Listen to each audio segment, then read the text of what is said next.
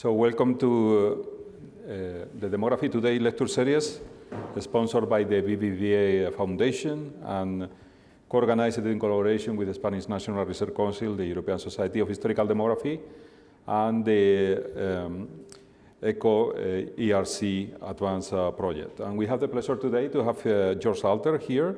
He's a research professor emeritus in the Institute for Social Research at the University of Michigan in the US. His research integrates theory and methods from demography, economics, and family demography with historical sources to understand demographic behavior in the past. From 2007 to 2017, he was director of the Inter-University Consortium for Political and Social Research, the world's largest archive on social science data, and he is past president of the Social Science History Association. He has been active internationally forced to promote research transparency, data sharing, and secure access to confidential research data. He's currently engaged in projects to create fair vocabularies in population research, to automate the capture of metadata from statistical analysis software, and to compare fertility transitions in contemporary and historical populations. And he's coming from the Institute of Social Research, one of the most prestigious institutions in sociology and in the US. So welcome to Madrid again. The last time you were here, it was 5 years ago. And at that time it was a quite active time as well in Madrid. I can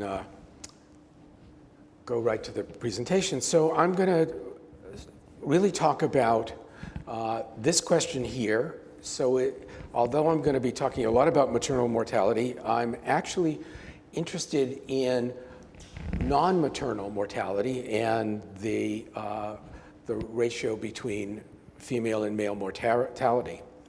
And what I'm going to show you is a new method for estimating maternal mortality that allows me to separate deaths from other causes. And we're going to see that the main result is that married women actually suffered from higher mortality, even when we only look at deaths not from childbirth. And I'm going to also show some experiments looking at the relationship between parental mortality and the mortality of children.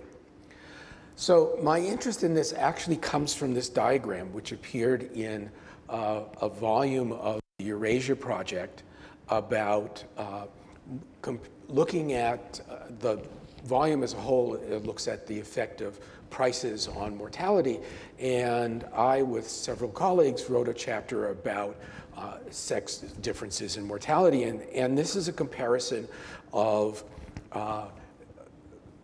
age-specific death rates from, well, this is actually the ratio of male to female death rates in countries in China, places in China, in Japan, and in Europe, in Belgium, Italy, and Sweden.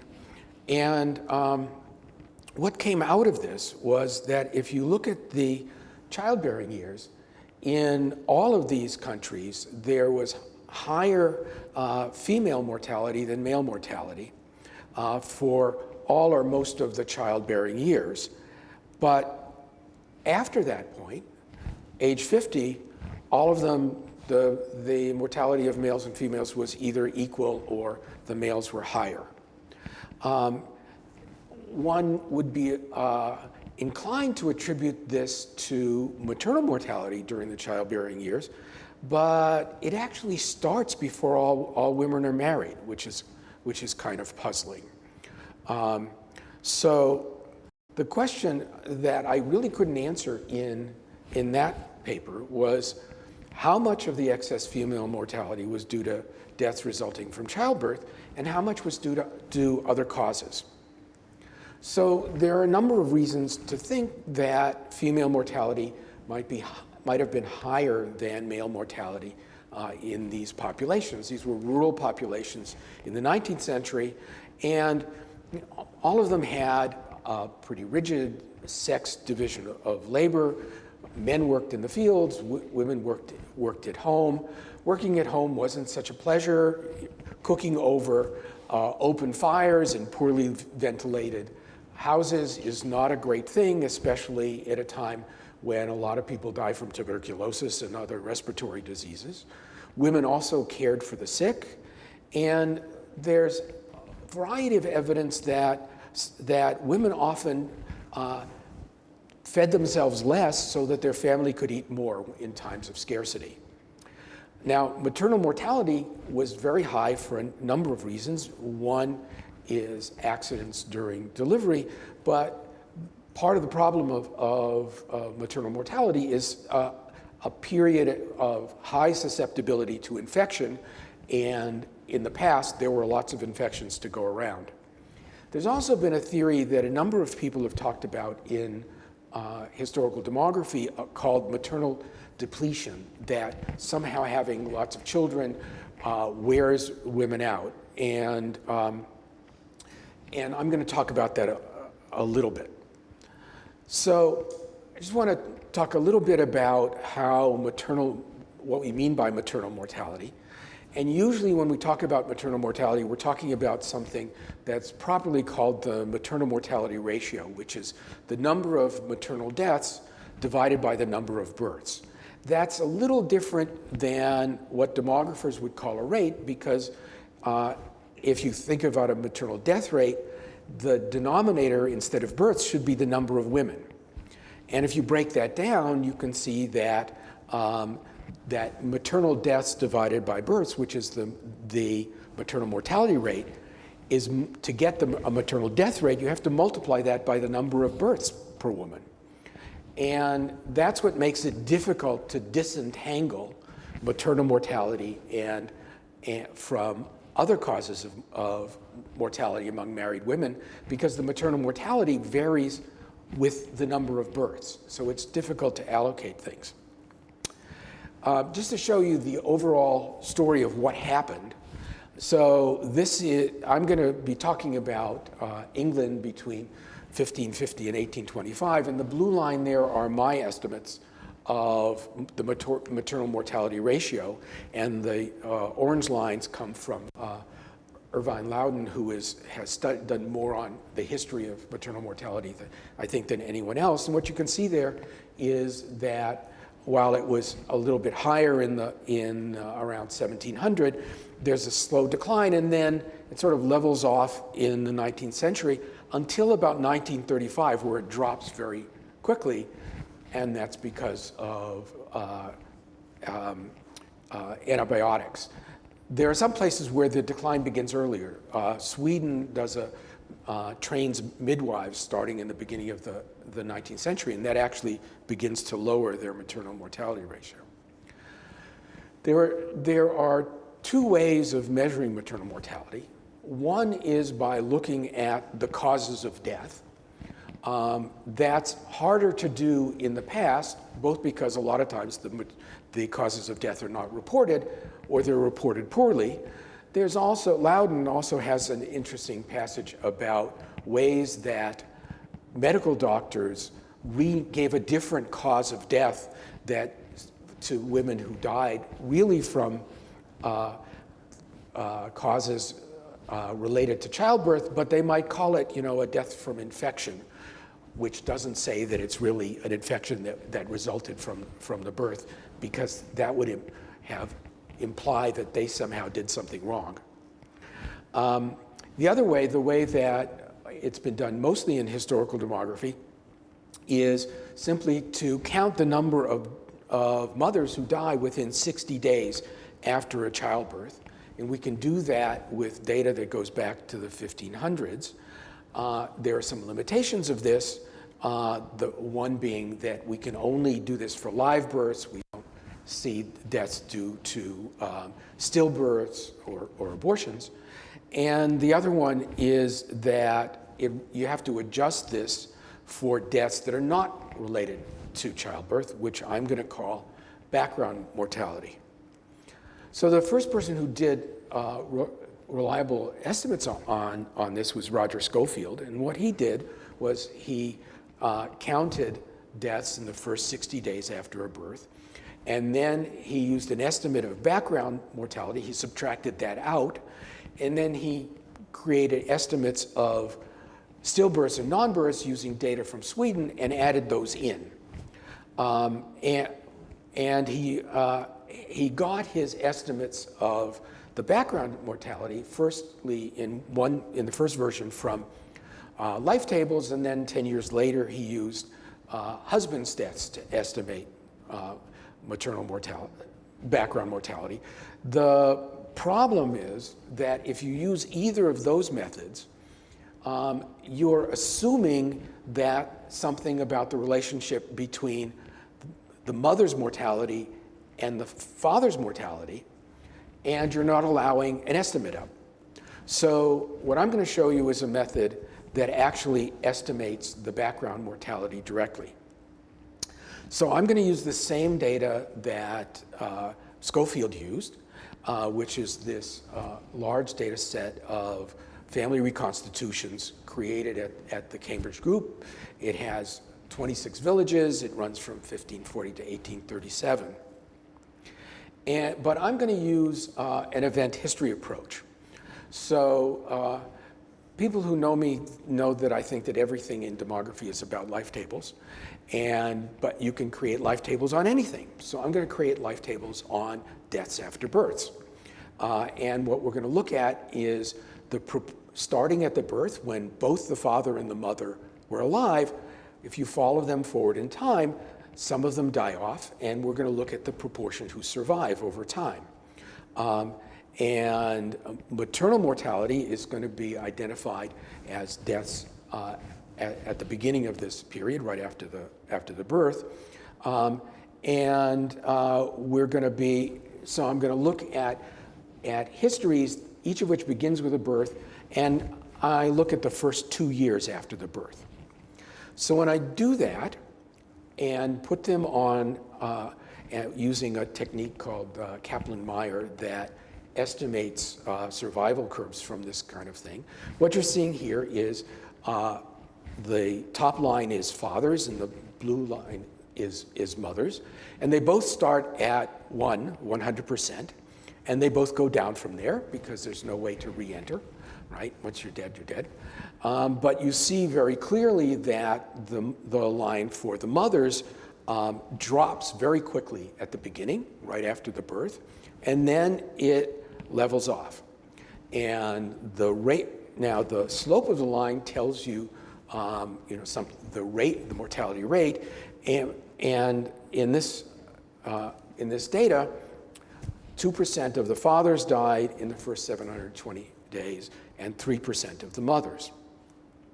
So what I'm going to do is I'm going to look at the period starting at 60 days and going forward, because during that period, this curve has turned into a line again, and it's roughly parallel to the line for the husbands.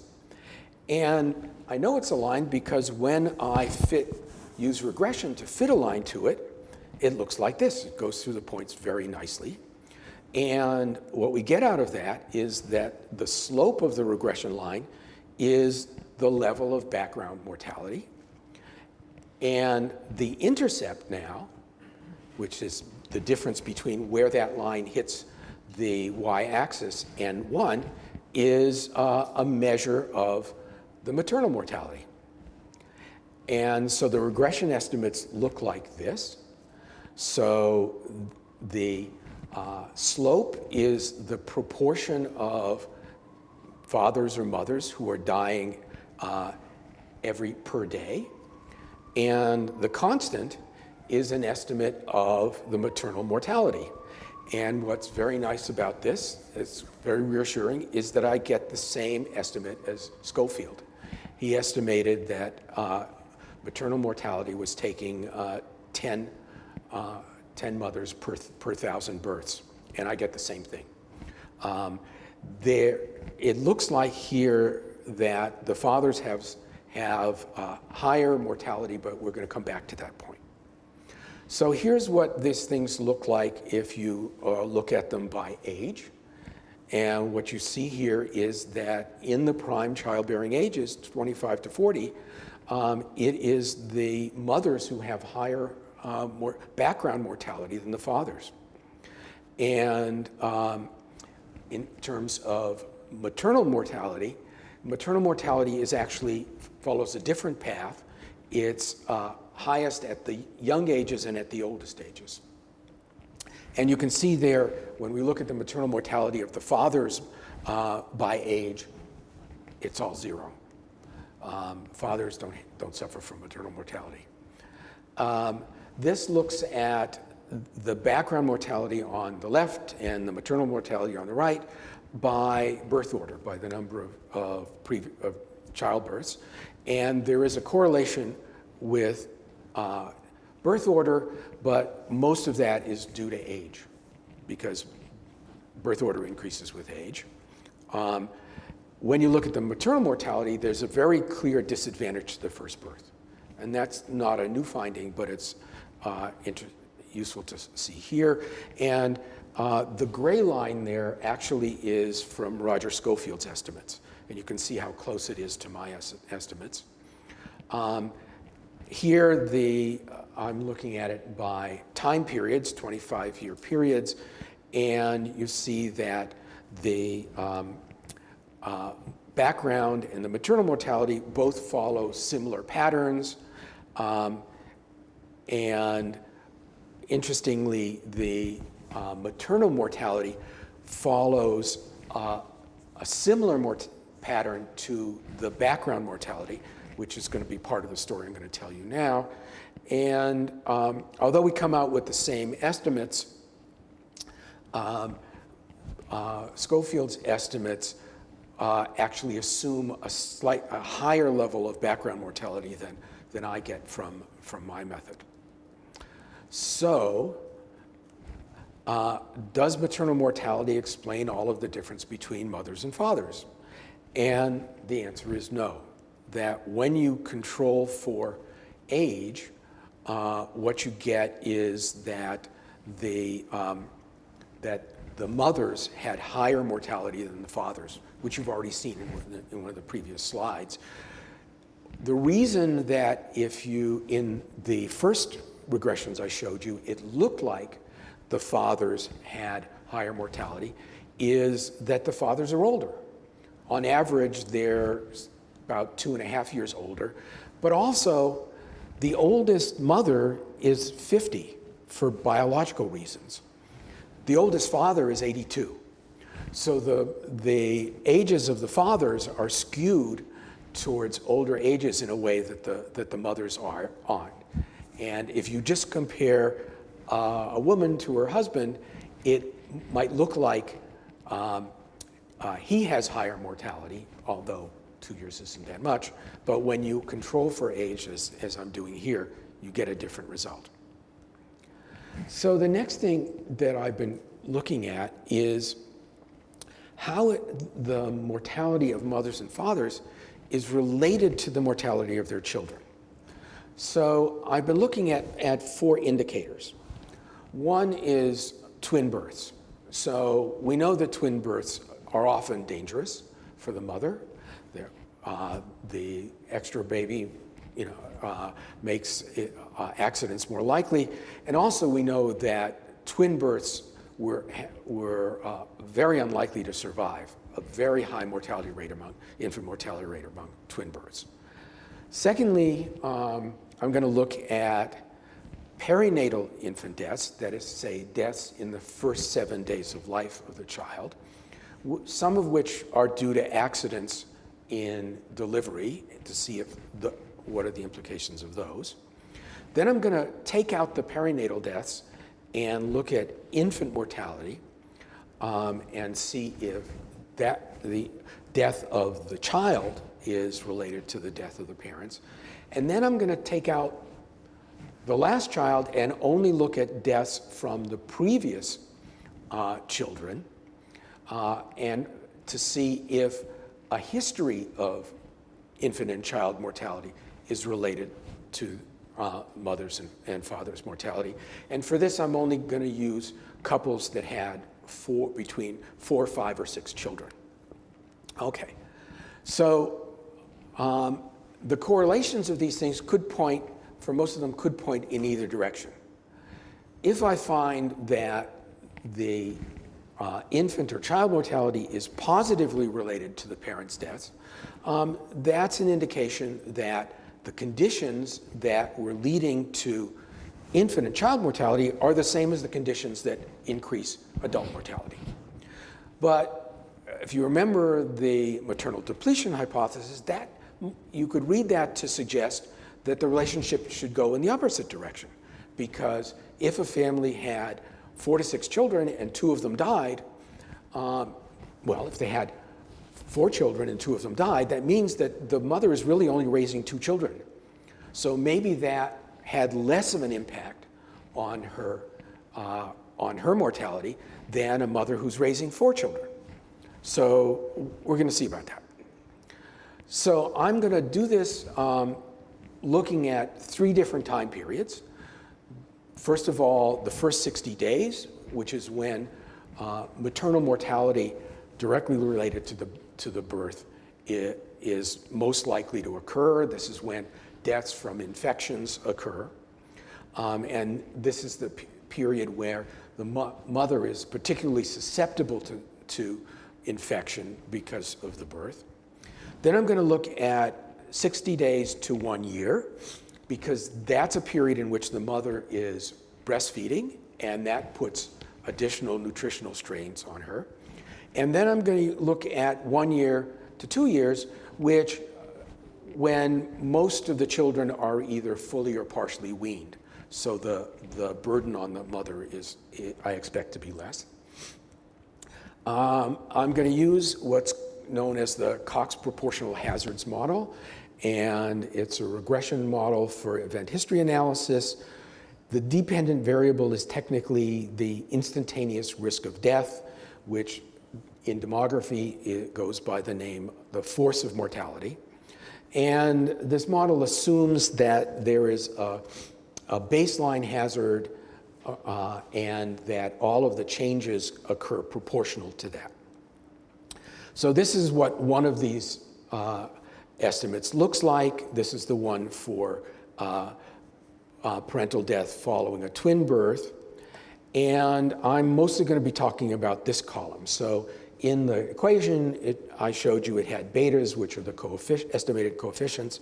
But what I'm going to do is take those estimated coefficients and exponentiate them, and then you get something that's called a relative risk, where the relative risk means that relative to the omitted category, this is the ratio, the odds that someone with this characteristic would have higher or lower mortality. So a relative risk of 1 means that the variable has no effect. It doesn't lead to any difference between that characteristic and the reference person. A relative risk of 2 means that this variable, this attribute, leads to twice as high mortality as the reference person. So the reference person I'm going to use is a father following a singleton birth or a birth where there's no infant deaths, that this is not the first birth. I'm going to exclude the first birth. There's actually a mistake here in the red part. The reference group is actually ages 30 to 34, and the reference year is 1700 to 1724. And in a number of things, I'm looking at interactions. So the interaction effects allow me to see how a variable affects mothers differently than fathers. So when you see the first twin birth, they're just above the red line. That's the effect on fathers, and then the mother's effect is a combination of that effect and the interaction. And I can get total effects of a twin birth by combining several of these measures. So for the effect of a twin birth on a mother, I have to take into account that, first of all, she's a mother. Secondly, she had a twin birth. And thirdly, there's an interaction between the twin birth and being a mother. And So I can compute those from the relative risks by multiplication. So these overall things are multiplication if you're using the relative risks. If I were computing them in coefficients, it would be additive. So I'm going to show you graphs that look like this that have these 5 measures of them. So the first one is whether it's a twin birth, the second one perinatal birth, the third one an infant death of the most recent child, and then whether there were 1 or 2 child deaths from the previous children, okay? And the result looks like this. So this graph is only for the first 60 days after a birth. And the reference group now is the fathers who had a singleton birth, who don't appear because they're exactly 1.0. They're the reference group. What you can see here is that in the first 3 months, mothers were 4 to 5 times more likely to die than fathers without even taking into account the twin births. But when you figure in the twin births, the difference is spectacular.